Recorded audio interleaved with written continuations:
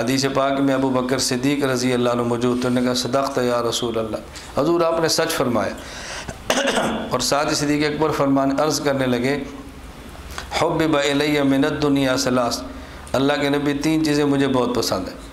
اب صدیق اکبر کی اپنی پسند ہے، مجھے بہت پسند ہے، آپ کو کیا پسند ہے؟ انہوں نے کہا مجھے سب سے پہلے النظر الی وجہ رسول اللہ، آنکھ ابو بکر کی ہو اور چہرہ حضور کا ہو، وانفاق مالی علی رسول اللہ، بس مال صدیق کا ہو، مصرف نبی کی ذات ہو، حضور کی ذات پہ مال خرچ حضور کے بعد دیتا رہوں۔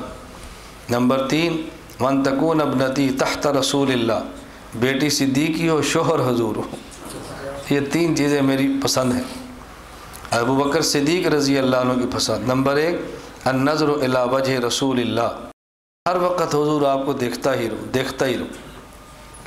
یہ ابو بکر صدیق کو کتنا پسند تھا، کتنا پسند تھا، آپ ایک بات سے اندازہ لگا لیں، ایک واقعے سے جو مشہور ہے، آپ نے سنا ہے، لیکن جو میں سمجھانا چاہتا ہوں ذرا اس طرح سمجھیں۔ جب غار میں صدیق اکبر رضی اللہ تعالیٰ عنہ اور رسول اکرم صلی اللہ علیہ وسلم ہیں، یہ دو ہیں، تیسری اللہ کی ذات ہے اور کوئی نہیں ہے۔ ثانی اثنین اذ ہما فی الغار اذ یقول لصاحبہ لا تحزن، ابو بکر صدیق اور حضور پاک دو ہیں۔ نبی پاک صلی اللہ علیہ وسلم کا سر ہے اور صدیق اکبر کی گود ہے، حضور ابو بکر صدیق کی گود میں سر رکھ کے آرام فرما رہے ہیں۔ اور اس سے پہلے ابو بکر صدیق رضی اللہ تعالیٰ عنہ نے کیا کیا، اس کو بھی ذہن میں رکھیں، پھر یہ ذہن میں رکھنا، اچانک رسول اللہ صلی اللہ علیہ وسلم کی آنکھ کھلی، اور آنکھ کیسے کھلی؟ ابو بکر صدیق کی آنکھ سے آنسو گرا رسول اللہ صلی اللہ علیہ وسلم کے رخسار پہ، تو حضور کی آنکھ کھل گئی۔ پوچھا ابو بکر کیا ہوا، کیوں رو رہے ہو؟ کہ یا رسول اللہ میری ایڑی پہ بہت سخت تکلیف ہے۔ جب ایڑی کو دیکھا اس پر سانپ نے ڈسا تھا، اور کیسے ڈسا؟ جب صدیق اکبر پہلے غار میں گئے کہ حضور میں ذرا جگہ دیکھ لوں صاف ہے کہ نہیں، اس کے بعد آپ تشریف لائیں، صدیق اکبر گئے، پورے غار کو صاف کیا، اپنے پاس چادر تھی پھاڑا، سوراخ بند کیے، اور ایک سوراخ جو جہاں کپڑا نہیں تھا نہیں بند کر سکے، تو انہوں نے کہا حضور آپ تشریف رکھیں، میں اپنی ایڑی اس سوراخ کے آگے رکھ دیتا ہوں تاکہ یہ سوراخ بھی بند ہو جائے۔ حضرت ابو بکر صدیق رضی اللہ تعالیٰ عنہ نے وہ اپنی ایڑی کو رکھا، کیوں؟ تاکہ یہاں سے سانپ آ کر یا کوئی بچھو آ کر یا کوئی موذی چیز آ کر نبی کریم صلی اللہ علیہ وسلم کو تکلیف نہ دے، اس کے لیے آپ نے ایڑی رکھ دی۔ اب اتنی مشقت برداشت کیوں کی ہے؟ تاکہ رسول اللہ صلی اللہ علیہ وسلم کو تکلیف نہ ہو۔ ادھر آنکھ سے آنسو گرے تو رسول اکرم صلی اللہ علیہ وسلم کی آنکھ کھل گئی۔ تو جو ابو بکر صدیق اتنا اہتمام کر رہے ہیں تو پھر آنسو کیوں گرایا؟ اس کی وجہ یہ ہے کہ حضرت ابو بکر صدیق رضی اللہ عنہ رسول اللہ صلی اللہ علیہ وسلم کے دیدار میں اتنے مگن، اتنے مست تھے، یہ احساس نہیں ہوا کہ میری آنکھ سے نکلنے والا آنسو کہاں گرے گا۔ یہ احساس ہوتا تو کبھی آنسو نہ گرنے دیتے، کبھی تکلیف نہ پہنچنے دیتے، لیکن صدیق اکبر رضی اللہ تعالیٰ عنہ عرض کرتے ہیں النظر الی وجہ رسول اللہ، بس آنکھ ابو بکر کی ہو، چہرہ رسول اکرم صلی اللہ علیہ وسلم کا ہو۔ اب ملا ہے، دیکھتا کرے ہیں، دیکھ رہے ہیں، حضور پاک آرام فرما رہے، ابو بکر صدیق رضی اللہ عنہ مگن ہے اور مست ہے اپنے یار کے دیدار میں۔ تو اس لیے نہیں پتہ چلا، اس لیے یہ حضرت صدیق اکبر رضی اللہ عنہ کی خواہش تھی، ہر وقت حضور پاک کو دیکھتا رہوں۔ نمبر 2 انفاق مالی علی رسول اللہ صلی اللہ علیہ وسلم، میں اپنا مال خرچ کروں رسول اللہ صلی اللہ علیہ وسلم پر۔ یہاں ایک نقطہ سمجھیں، اور یہ بڑی اہم بات ہے۔ اہم بات کیا ہے؟ ایک پیغمبر کی ذات ہے اور ایک پیغمبر کا وارث ہے۔ پیغمبر صلی اللہ علیہ وسلم کے وارث امت کے علماء ہیں، علماء حق، یہ وارث نبوت ہے۔ صدیق اکبر رضی اللہ تعالیٰ عنہ کی خواہش کیا ہے؟ لفظوں پہ غور رکھنا، انفاق و مالی علی رسول اللہ، میں رسول اللہ صلی اللہ علیہ وسلم پر مال خرچ کروں یا رسول اللہ صلی اللہ علیہ وسلم کے دین پر مال خرچ کروں؟ رسول اللہ صلی اللہ علیہ وسلم پر مال خرچ کروں، حضور پہ فدا کر دو مال، حضور پہ فدا کر دو مال۔ آج جو علماء سے تعلق رکھتے ہیں، ان کی خواہش یہ نہیں ہوتی ہم عالم پر مال خرچ کرتے ہیں، ان کی خواہش ہوتی ہے عالم کے مدرسے پر مال خرچ کریں، عالم کی مسجد پر مال خرچ کریں۔ میں پاکستان اور پاکستان سے باہر جتنا گھومتا ہوں، لوگ ہیں لیکن بہت کم ہیں۔ اگر ہمیں کوئی 1000 بندہ مدرسے کے لیے دیتا ہے تو اس میں ایک بندہ ایسا ملے گا جو یہ کہے گا یہ آپ کے لیے، ہر بندہ کہے گا مدرسے کے لیے۔ اور صدیق اکبر کی خواہش کیا ہے؟ انفاق و مالی علی رسول اللہ، اے حضور میرا پیسہ آپ کی ذات پہ خرچ ہو۔ اب یہ بتاؤ جو رسول اللہ صلی اللہ علیہ وسلم کی ذات کے پاس مال آئے گا وہ خرچ کہاں ہونے؟ دین پر۔ اور جو کسی عالم کے پاس مال آئے گا تو کہاں خرچ ہونے؟ یہ بات امت کو سمجھ نہیں آتی۔ میں اپنے تعلق والوں سے تو کہتا ہوں جن کا ہم سے تعلق ہے، اگر ہمیں دو تو مدرسے کی بجائے ہمیں دو، حضرت یہ آپ کے لیے، بس ہم جتنا مدرسے پر خرچ کر لیں جتنا گھر پہ خرچ کر لیں۔ اس کے فوائد کیا ہیں آپ اس کا اندازہ نہیں کر سکتے۔ کیوں؟ آپ نے پیسہ ہمیں دیا، ہم نے مدرسے کو دیا، اب ہماری ٹینشن نہیں ہے کتنا خرچ کریں کتنا نہ خرچ کریں، کہاں خرچ کریں کیسے خرچ کریں، کوئی ٹینشن نہیں۔ اور جب آپ نے کہا جی یہ 100 روپیہ مدرسے کے لیے ہے تو اب ہم نے مدرسے پر ہی لگانا ہے، اب ہم آپ کے وکیل ہیں، اور جب ہمیں دیں گے ہدیہ ہماری ٹینشن نہیں ہے، کوئی مسئلہ ہی نہیں ہے، کوئی الجھن ہی نہیں ہے۔ تو فائدہ ہوگا یا نقصان ہوگا؟ فائدہ ہوگا۔ ہمارے ہاں آج آپ نے دیکھا یہ پہلے مسجد کے صحن میں قالین نہیں تھے، آج بچھائے ہیں، آپ نے دیکھا آج بچھے، پہلے نہیں تھے۔ کیوں؟ ہم صبح سے پریشان تھے کہ مسجد کے صحن میں قالین ہونے چاہیے، سردی بہت ہے، تنگ ہوتے ہیں لوگ۔ اور اللہ کی شان ہے کہ ہمارے پاس مسجد کے فنڈ میں سے کچھ پیسے پڑے ہوئے تھے، جن نے دیے وہ بھی یہاں بیٹھے ہیں جن نے دیے وہ یہاں بیٹھے ہوئے ہیں۔ ان نے مجھے کچھ مہینے پہلے پیسے دیے تھے مسجد کے لیے، 1,33,000 غالباً، کچھ اوپر نیچے مجھے اب یاد نہیں ہے۔ تو انہوں نے کہا یہ پیسے مسجد کے لیے ہیں، اگر آپ کا کام چلتا ہے تو آپ خرچ کر لیں۔ تو ہم نے وہ پیسے مسجد والے کی لگائے اور رکھ لی، جب آئیں گے تو مسجد کو دیں گے۔ اب آئے تو ہم نے مسجد میں رکھ لیے۔ اب اس ہم 1,33,000 کو کہیں خرچ نہیں کر سکتے کہ وہ پابند ہے نا کہ مسجد کے رکھے ہوئے تھے۔ تو اللہ کی شان یہ ہے کہ ان پیسوں سے قالین بھی آج پہلی بار آیا ہے، اور جن نے ہمیں پیسے دیے تھے ہمارے مرکز میں بھی آج پہلی بار آئے وہ کون ہے میں آپ کو نہیں بتاؤں گا، وہ بیٹھے ہوئے پہلی بار یہ آئے، یہ ان کی آمد پر یہ قالین بچھے، ان کے پیسے تھے دیے تھے مجھے۔ ہمارے بڑے اچھے دوست ہیں، کراچی کے ہیں، بڑی محبت کرتے ہیں ہم سے۔ تو انہوں نے کہا جی یہ مولانا ہم نے دی ہے مسجد کے لیے، لیکن میں صرف کہہ رہا ہوں کہ اچھا کیا، ہمارے پاس پڑے رہے، آج ہم نے خرچ کر دی۔ صبح مجھے ساتھی کہہ رہے تھے ضرورت بہت ہے کہ ہماری مسجد میں UPS کام نہیں کرتا، کیوں؟ بیٹری نہیں ہے۔ میں نے کہا بیٹری تو لے کر دی تھی، کہا جی وہ ادھر چلی گئی ہے درسگاہ تخصص کی میں، اب بیٹری نہیں ہے۔ کتنے کی آتی ہے؟ اتنے کی۔ باہر صفحے چٹائیاں، میں نے کہا چٹائیاں نہیں، یہ اللہ کا گھر ہے، یہاں چٹائیاں نہیں چلیں گی، یہاں قالین چلیں گے۔ یہ دیکھو یہ فانوس یہاں پر ہے، ہمارے گھر میں نہیں ہے۔ یہ لائٹنگ مسجد میں ہے، ہمارے گھر میں نہیں ہے۔ یہ شیشے کے دروازے اور پردے مسجد میں، ہمارے گھر میں نہیں ہے۔ اپنے گھر سے زیادہ اللہ کے گھر کو خوبصورت بنانا چاہیے۔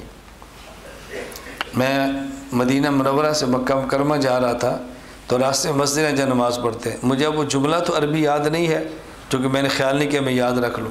چھوٹے سٹیکر لگے، اس سٹیکر پہ یہ تھا کہ اللہ کے گھر کو کم از کم اپنے گھر سے اچھا بناؤ، اللہ کے گھر کو کم از کم اپنے گھر سے اچھا بناؤ۔ تو میں نے ان سے کہا بھی نہیں، چٹائی نہیں بچھانی، قالین بچھاؤ، لپیٹ دو، نماز کے وقت تو پھر بچھا دو، پتھر اچھا لگاؤ، ٹائلیں خوبصورت لگاؤ۔ تو پیسے، میں نے کہا پیسوں کی فکر نہ کرو۔ ان کا خیال یہ تھا کہ استاد جی باہر ملکوں کا سفر کر کے ہیں تو نوٹ خوب لائے ہیں۔ میں نے کہا نہیں وہ پاکستان کے ہی ہیں، باہر کے نہیں ہیں، اب لگاؤ۔ بیٹری بھی آ گئی، نہیں تو کل آ جائے گی۔ قالین بھی بچ گئے ہیں۔ تو کہا جی گھڑی ہے لیکن یہ گھڑی اچھی ہے، خوبصورت ہے۔ میں نے کہا کون سی؟ جس پہ نمازوں کے ٹائم ہوتے، کتنے کی ہے؟ پتہ نہیں 15,000 12 کی۔ میں نے کہا وہ بھی ہے، وہ بھی لگا دو، کیونکہ مسجد کا ہمارے پاس تھوڑا سا پیسہ پڑا تھا نا، وہ آج سارا خرچ ہو گیا۔ کچھ 2,000 اوپر تو لگیں گے لیکن خرچ ہو جائیں گے سارے۔ میں خیر صرف یہ کہہ رہا تھا، اللہ ہمیں یہ بات سمجھنے کی توفیق دے۔ حضرت مفتی رشید احمد لدھیانوی نور اللہ مرقدہ میں چونکہ حضرت کی صحبت میں رہا ہوں، مجلس میں رہا ہوں، میں یہ جو باتیں آپ کی خدمت میں عرض کرتا ہوں یہ میری نہیں ہوتی، یہ میرے اکابر کی ہوتی ہے۔ حضرت رحمہ اللہ کے مریدین کا مزاج یہ تھا، وہ حضرت کو کروڑوں روپیہ دیتے اور حضرت کی ذات کے لیے دیتے تھے۔ کہتے آپ کے لیے ہدیہ ہے، آپ جہاں چاہیں خرچ کریں۔ حضرت پر جہاں دینی مصرف ہوتا وہاں پہنچا دیتے تھے۔ تو جتنا آپ کے شیخ کو پیسہ ملے گا وہ دین پر ہی لگے گا نا۔ لیکن ہماری خواہش کہ نہیں جی یہ مدرسے کا ہے، یہ بچوں کا ہے، یہ مسجد کا ہے، یہ فلاں کا ہے، اور حضرت اللہ آپ کو خوشیاں دے۔ میں کہا بھائی ہمیں خوشیاں تو اللہ دے گا، کچھ آپ بھی خوشیاں دو۔ میں آپ کو ترغیب نہیں دے رہا، میں صرف صدیق اکبر رضی اللہ عنہ کا جملہ سمجھا رہا ہوں، انفاق و مالی علی رسول اللہ۔ حضور میری خواہش ہے کہ میرا مال آپ پہ خرچ ہو جائے، بس میری خواہش ہے میرا مال آپ پہ خرچ ہو جائے۔ کسی پہ خرچ ہونا اور اس سے تعلق ہونا کتنی بڑی بات ہے، یہ میں آپ کو کیا سمجھاؤں۔ ابھی میں باہر سفر پہ رہا تو جب پاکستان آنے لگا نیروبی ایئرپورٹ پہ تو 3-4 عالم تھے تو زیادہ، میں نے خود بنا کہ ابھی ایئرپورٹ تک سارے نہ جائیں، بس 3-4 ایک گاڑی میں جائیں۔ تو میں نے اپنی باسکٹ اتاری، ایک کو دے دی، ٹوپی دوسرے کو دے دی، خوشبو تیسرے کو دے دی۔ میں نے کہا جب آئے ہیں تو کچھ ہدیہ مجھے بھی دینا چاہیے۔ تو جب میں نے سب کو دی ٹوپی، خوشبو، ہدیہ، تو میں نے کہا بھی یہ خیال رکھیں، اس کی خصوصیت یہ ہے کہ یہ میرے استعمال کی ہے، اس کی خوبی یہ ہے کہ یہ میرے استعمال کی ہے بس۔ اب یہ کیا چیز ہے، یہ آپ کو کیسے سمجھ آئے۔ مولانا حارث ہمارے یہاں بیٹھے ہوئے، تو ان سے کسی نے پوچھا تھا ابھی یہ جو استاذی مرکز میں دورہ ہوتا ہے اس کی خصوصیت کیا ہے۔ انہوں نے کہا اس کی خوبی ہے کہ استاد جی خود پڑھاتے ہیں، یہ خوبی، اور یہ خوبی آپ کو تب سمجھ آئے گی جب آپ سبق پڑھیں گے۔ پروپوگنڈا چھوڑیں، لوگ کیا کہتے ہیں اس کو دفع کریں۔ پروپوگنڈے سے تو ہم ڈرتے ہی نہیں ہیں، اللہ نے ہماری چمڑی میں پروپوگنڈے کا خوف رکھا ہی نہیں ہے۔ جسے کہتے ہیں نا بعض ہوتا ہے واٹر پروف، بعض ہوتا ہے بولٹ پروف، ہم پروپوگنڈا پروف ہیں۔ دنیا نے پروپوگنڈے کی انتہا کر دی ہے۔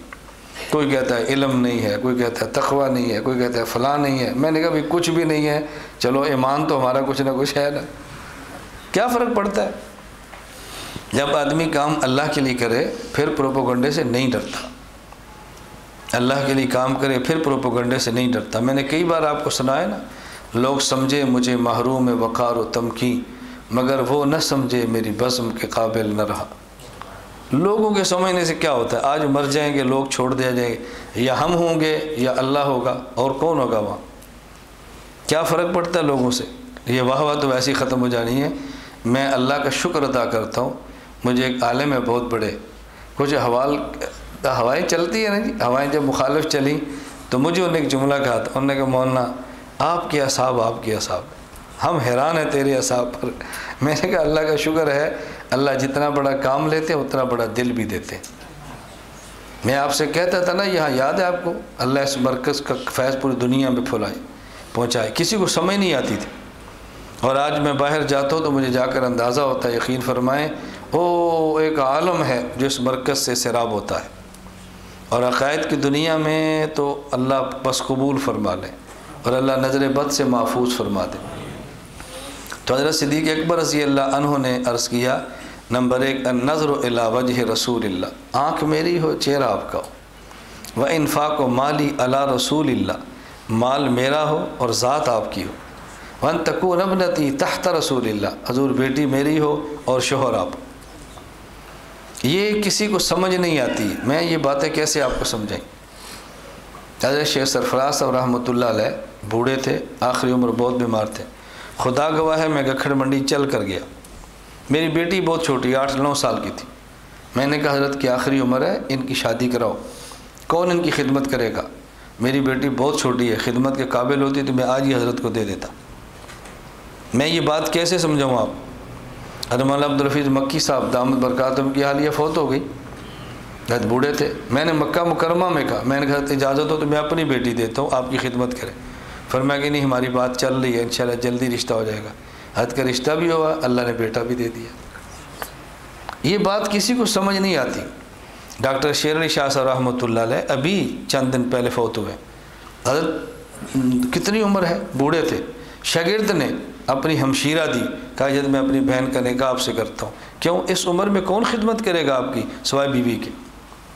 اب یہ باتیں چونکہ سمجھ نہیں آتی، ہم ہر بات کو خواہش اور شہوت کی نظر سے دیکھتے رہتے ہیں۔ اللہ ہماری نظروں کی اصلاح فرما دے، اپنی فکر کی تھوڑی سی اصلاح کریں، اللہ ہمیں سمجھ عطا فرمائے۔ تو حضرت صدیق کی خواہش تھی وَأَن تَكُونَ ابْنَتِي تَحْتَ رسول اللہ، حضور بیٹی میری ہو شوہر آپ، کیوں؟ نبوت پوری ہے اور صدیق کی بیٹی کی گود میں ہے کیا؟ اور ایسے واقعات حدیث میں ہیں، آپ نے پڑھے ہیں۔ غار ہے تو حضرت صدیق کی گود ہے، حضور کا سر ہے، اور جب غزوہ بنی مصطلق غزوے میں ہیں تو آپ نے دیکھا جس میں آیت تیمم نازل ہوئی ہے، اس غزوے میں گود حضرت عائشہ کی ہے اور سر رسول اللہ صلی اللہ علیہ وسلم کا ہے۔ نبوت کو سنبھالا ہوا ہے باپ نے، اور نبوت کا سنبھالا ہوا ہے بیٹی نے۔ آج پوری دنیا نبوت کے فیض سے سیراب ہوتی ہے تو صدیق اکبر کے مال کی برکت ہے۔ صدیق اکبر کا مال پورا پورا لگا، اس لیے حضور پاک فرماتے تھے نا کہ ہمارے اوپر جس نے بھی احسان کیا ہے نا، ہم نے اس کا بدلہ دیا ہے۔ ما خلا ابا بکر، سوائے ابو بکر کے، اس کا بدلہ قیامت کو خدا ہی دے گا۔ میں ابو بکر کے احسان کے بدلے نہیں دے سکتا، یہ رسول اللہ صلی اللہ علیہ وسلم فرماتے ہیں، کوئی چھوٹی بات ہے؟